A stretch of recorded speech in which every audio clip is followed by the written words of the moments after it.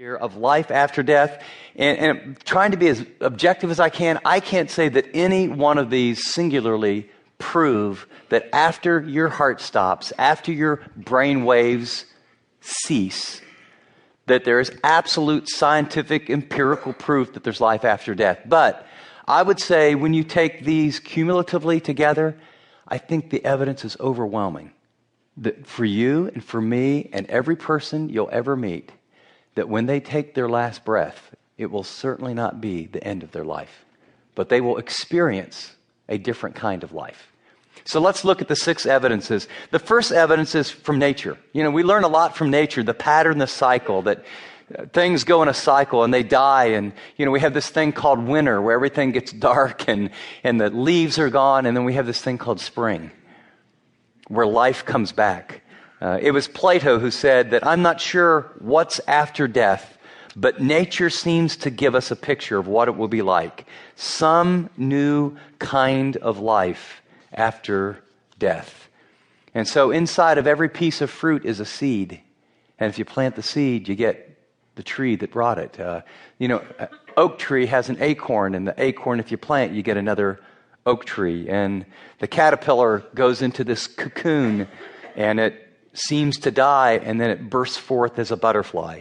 The second evidence for life after death is anthropology. As you study cultures of all ages and all times, if you can find one, I haven't, but anthropologists say every culture on the face of the earth believes in some type of afterlife. From primitive cultures to the Amazon, to the Himalayas, to urban cultures, universally, something about us human beings believe that after we die, there's something. So some people build pyramids, and other people have all kind of rituals. Some people think they can take their riches with them.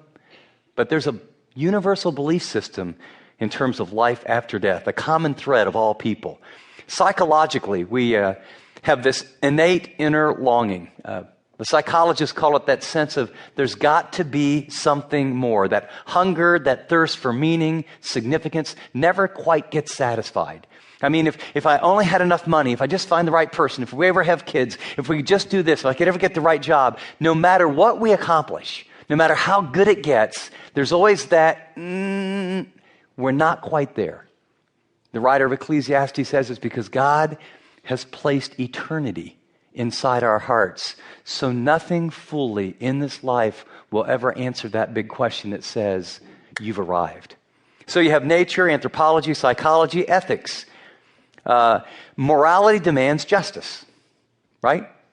I mean, if something's moral, evil should be punished, goodness should be rewarded, and since life's not fair, and a lot of evil things appear, at least in this life, to prosper, and people who do some really, really good things experience tremendous injustice, the argument goes, in order for justice or a balancing of the scales, there needs to be an afterlife to deal with some things. In fact, even in Scripture, we have this Jesus speaking of some that in this life you got this, and this is what you'll receive in the next life, but this poor Lazarus, this is what he received in this life.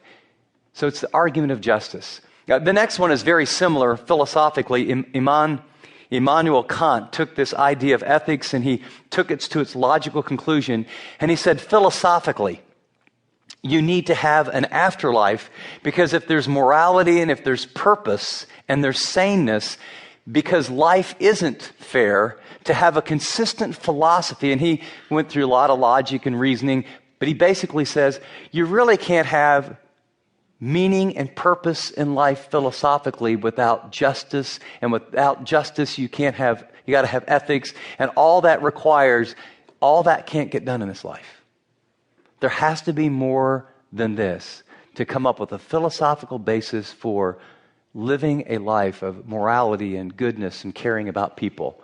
And then science, we have the NDE, or the near-death experiences. And 8 million Americans claim to have near-death experiences. The early stories came out and they were mostly anecdotal. And you may remember a book that came out, it was like Embraced by the Light and all these anecdotal stories and told these things of,